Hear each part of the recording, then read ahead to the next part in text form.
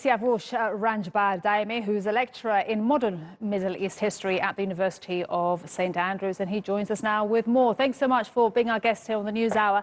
First of all, I just want to understand how concerned we should be, because the Fordow plant plans to start enriching uranium at midnight to 5%, but that is below the 90% threshold of nuclear weapons grade. So is this just muscle flexing?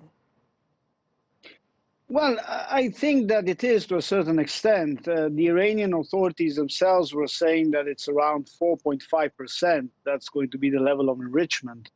And I think that Iran is again showing signs of its extreme frustration with regards to what the Europeans in particular have been doing since, as you said, in this year since the sanctions have been imposed again by the United States. Not much has happened. We shouldn't forget that the Instex mechanism that was supposed to in some way blunt the effect of the American sanctions hasn't really clicked into gear.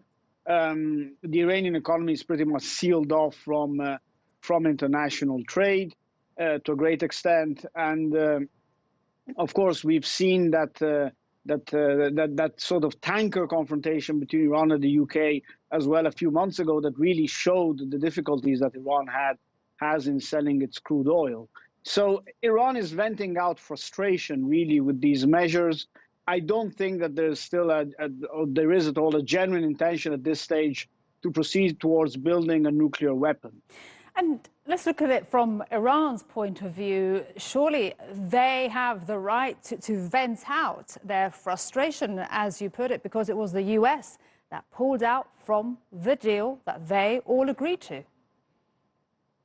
Indeed, but I think that once again, this frustration is directed also towards the Europeans. The Europeans haven't slammed the door of negotiation with Iran. Indeed, Emmanuel Macron has engaged in this very valiant effort, if you want, to try to get Hassan Rouhani and Trump to talk to each other at the UN General Assembly, and has carried on this sort of one-man effort to salvage the JCPOA. But as you see, in terms of practical measures, not much has come out of it.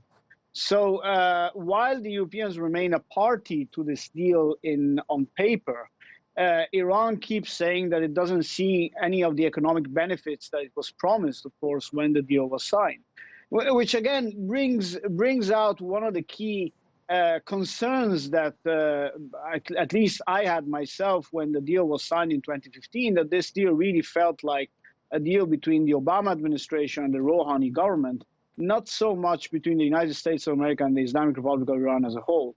And I think that that sort of consideration is coming out now, and Rouhani has to really align himself to the hardline position on sort of engaging in these measures in order to show displeasure. And France said that this shows that Iran it is intent on quitting that nuclear deal. Do you agree? I'm not that sure yet. I think that Iran is still on a wait-and-see attitude. As everybody else, people in Tehran are aware that we are entering into the electoral period in the United States. Trump is facing a serious challenge. People like Elizabeth Warren, a key Democratic contender, has said that there is a need to return to diplomacy. Similar things have been said by Democratic candidates.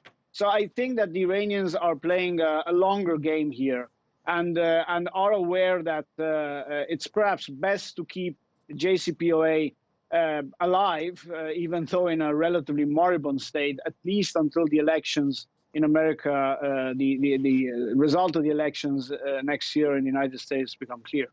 Siavush Randjbar-Daemi, thanks so much for speaking to us here on TRT World and sharing your thoughts on the latest with Iran. Thank you.